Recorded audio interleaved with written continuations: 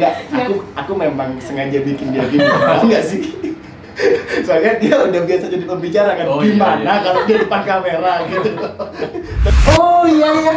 Jadi kan dulu sebelum punya apa namanya usaha bisnis ini gitu sempat kerja juga. Jadi boleh aku sharing ya boleh. Sebelum ke online ini sebenarnya apapun aku kerja. Jadi tapi serba online dan bisa dikerjakan dari rumah. Kayak misalkan waktu ini sebelum kerja itu jadi uploader berita internasional, waktu ini menghandle untuk 5 negara atau 4 negara. Nah kayak gitu, jadi itu salah satu temen kan punya itu kayak startup gitu, tapi kita ngupload kayak gitu, kita punya. Nah itu waktu itu gajinya palingan dikasih 500.000, kan lumayan lah kalau untuk masa anak kuliah 500.000. Iya, udah enak banget lah gitu kan. Habis itu kerja di koperasi dosen. Nah itu pokoknya semua itu kayak kerjaan semua aku ambil, yang penting dapat uang. Nah kayak pagi, siang kuliah, siang sore kuliah sambil kerja ngerjain dari dosennya itu koperasi, handle keuangan gitu.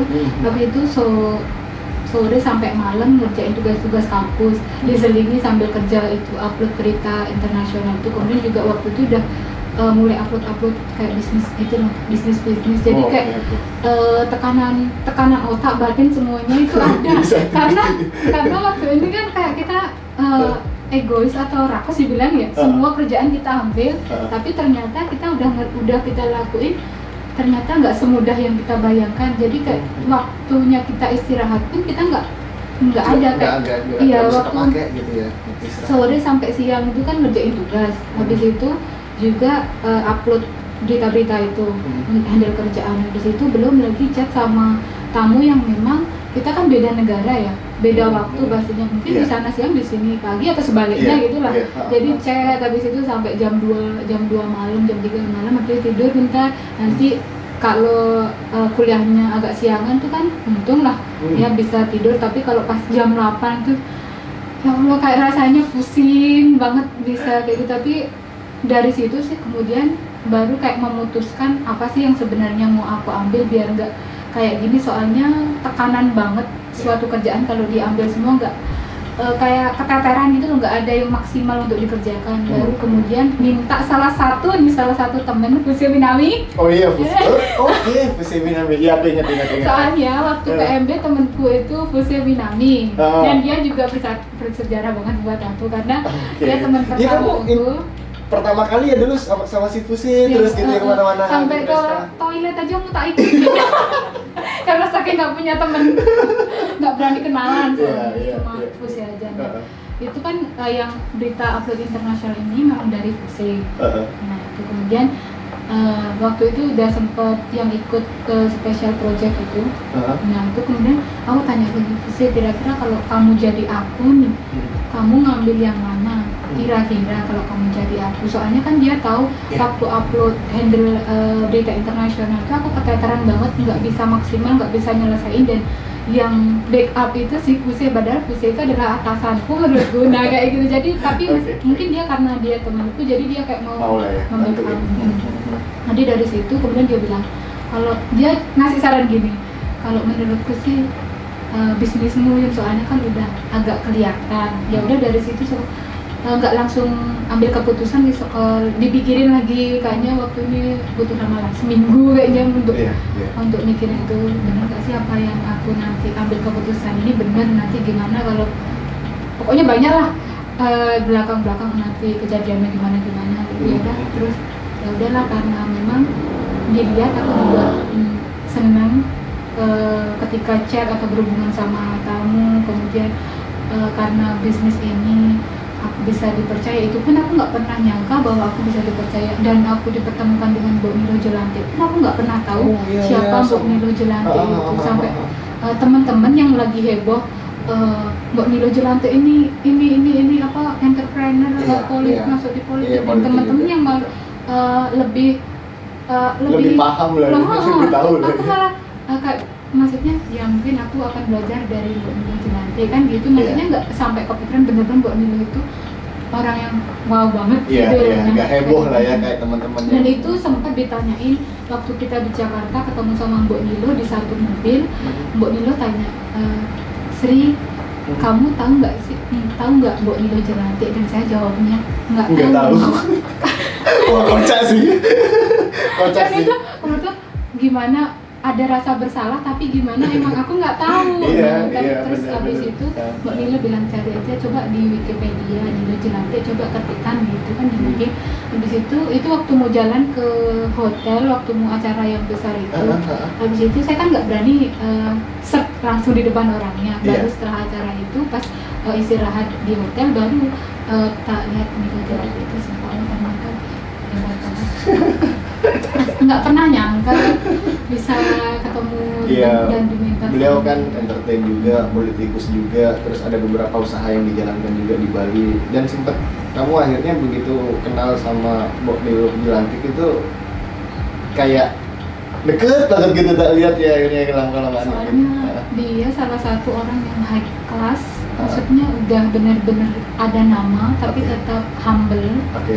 Tetap mau mementoring aku meskipun aku tahu dia nggak dikasih spesial sama ya, tapi dengan ketulusan hatinya dia ngasih sharing tentang semuanya. Dia pokoknya salah satunya dia itu adalah humble dan tegas. Dia punya integritas yang wow banget, yang memang aku pelajari dari dia, tegasnya dia, kerja kerasnya dia, terus kalau udah punya nama dia humble sama orang gitu sih.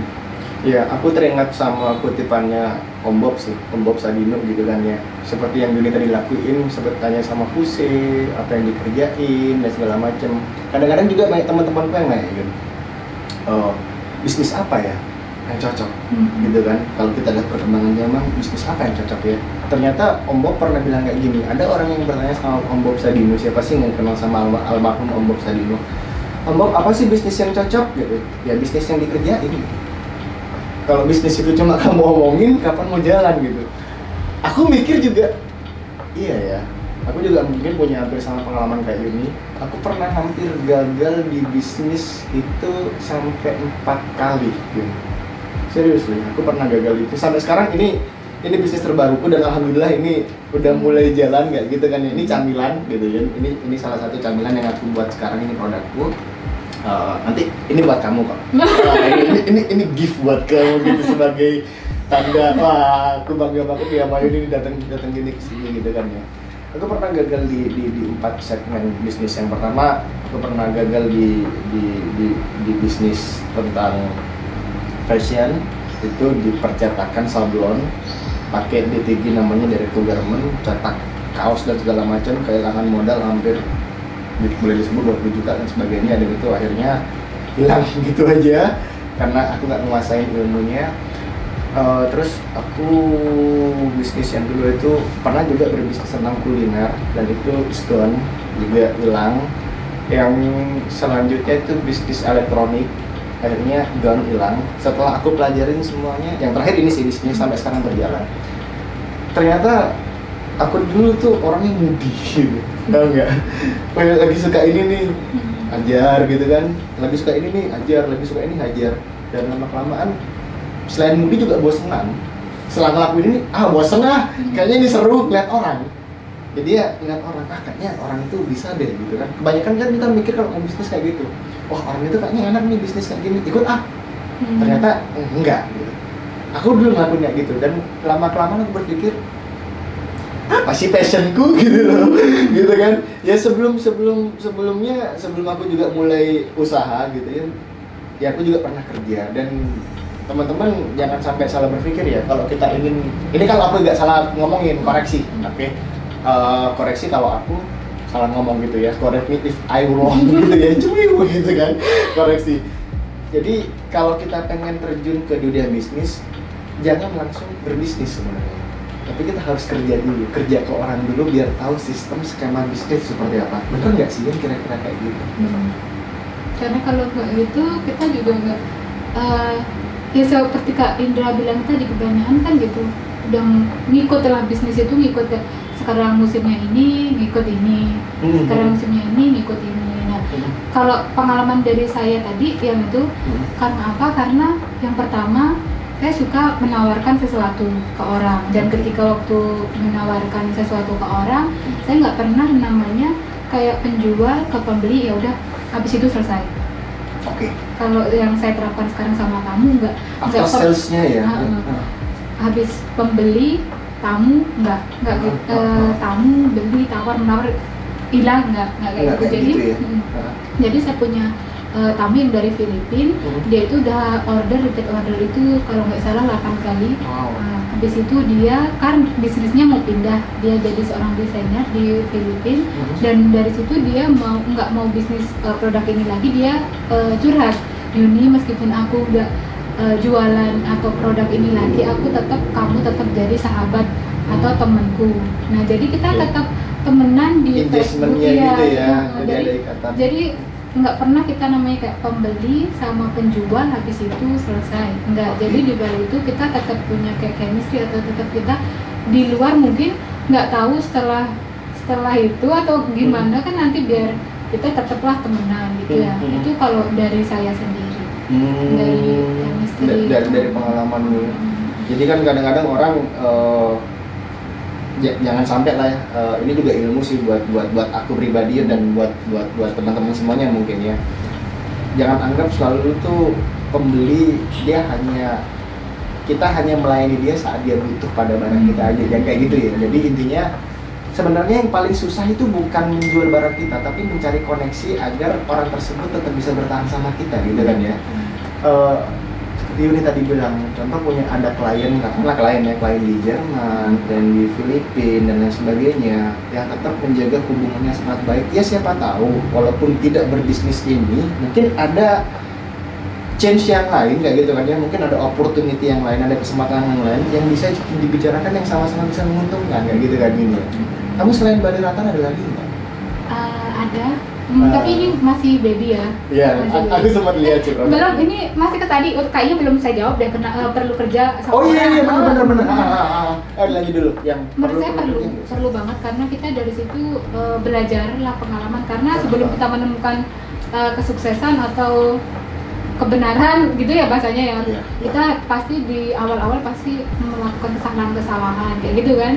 Nah kayak kerja sama orang itu ya perlu, karena kita nggak hanya sekedar kayak belajar ilmunya dulu, tapi juga pengalaman dari situ kan sekedar kecil aja, tapi kayak misalkan kerja sama orang kayak karakternya gimana, itu kan bisa nanti kita bawa ke bisnis. Karakternya satu orang kayak gimana, itu kan kita nggak pernah tahu. Kita kalau yang kerja kan biasanya ada bos yang sifatnya leadership, ya kan, ada yang bossy kayak gitu ya. Ada yang kayak gitu. Jadi kan misalkan nanti kita beralih ke bisnisnya, kita jadi seorang leadership, kita otomatis tahu kalau misalkan bosnya kita dulunya adalah sifatnya orang yang bosenin atau nggak menghargai karyawan, jangan sampai kita jadi seorang pemimpin seperti itu. Nah kayak gitu sih. Kalau misalkan kita kerja di orang dan kita lihat bos kita itu menghargai kita, memberikan penghargaan misalnya kita kerja keras, terus dia ngasih sesuatu apalah yang buat kita kayak kerja keras lagi. Nah kayak gitu kan kita sendiri sebelum jadi seorang pemimpin, kita jadi anak buah gitu kita.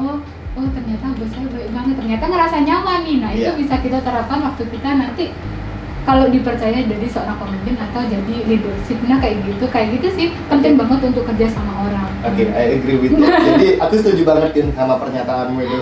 Bener. Jadi kita kalau tidak bekerja menjadi bawahan gitu kan lah ya. Jadi kita nggak tahu tuh bagaimana atasan memperlakukan bawahan. Dan kita nanti bisa tahu juga, oh bawahan ini diperlakukannya enaknya kayak gimana ya. Karena saya sudah merasakan dulu, oh saya punya pimpinan yang seperti ini, diperlakukan kayak gini ternyata enak dan bisa kerja lama. Akhirnya kita mengabdi dan sama-sama bisa bangun perusahaan ini sama-sama kayak gitu ya. Oke, Yun. Keren sih. Jadi banyak ilmu baru. Aku ngelihat Yuni 2016 dan 2024 tahun, Yuni 4 tahun yang lalu dan 4 tahun setelah itu ternyata keren banget gitu perubahannya. Nah, tapi kan kalau teman-teman, karena aku biasanya uploadnya yang enak-enak aja ya, misalkan kayak nominal itu kamu transfer, terus kemudian lihat di sosial media kan nggak mungkin aku share yang sedih-sedih. Kalau sedih-sedih sulit-sulit mereka nggak akan mau nyoba. Betul. Enak yang di share yang bagus-bagus gitu ya. Nah, tapi juga kadang kayak pemikiran ini waktu pulang kampung itu beda cerita. Padahal di awal ini kan aku udah bekerja keras siang, pagi, siang, sore, malam gak gitu. Tapi ketika waktu pulang kampung dan habis wisuda kan 2019.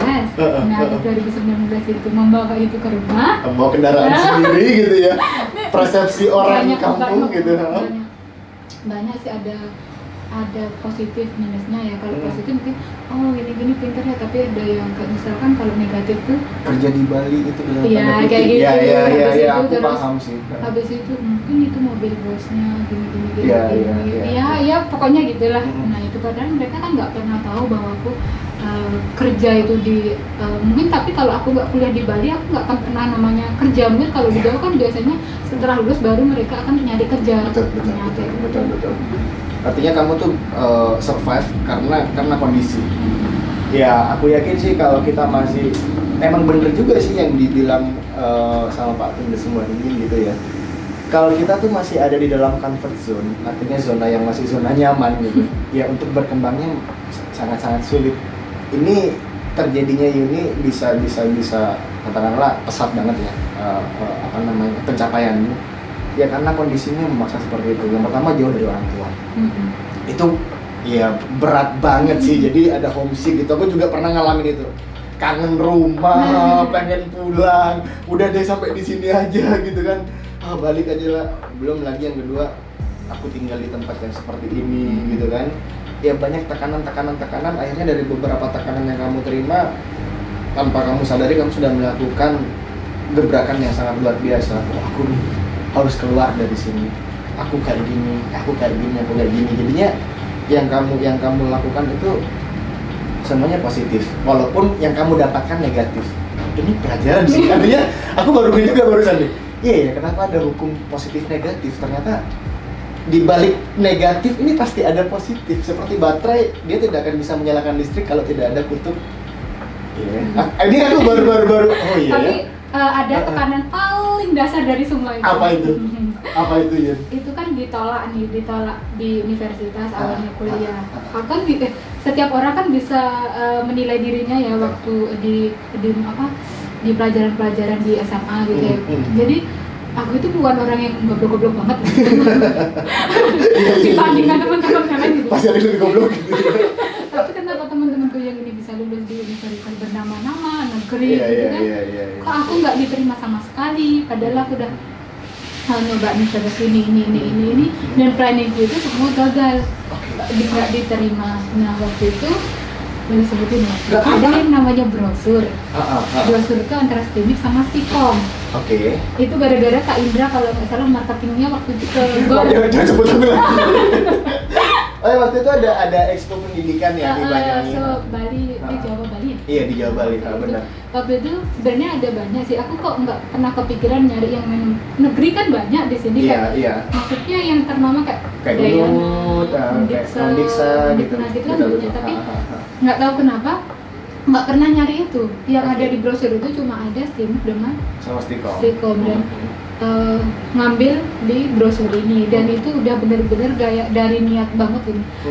Aku nggak pernah namanya waktu itu kan, kalau orang biasanya nyari kampus itu perlu melihat akreditasi dan lain sebagainya untuk menunjang kerja kan. Waktu itu aku nggak pernah lihat namanya akreditasi di poster. Cuma waktu ini dalam hati atau niat ini, ya udah aku mau, maksudnya aku dari diundang itu nggak langsung habis diundang pergi enggak. Jadi aku kayak ya jadi diri aku sendiri lah. Aku selalu pengen ngobrol, selalu pengen cari ilmu banyak ke orang apapun itu.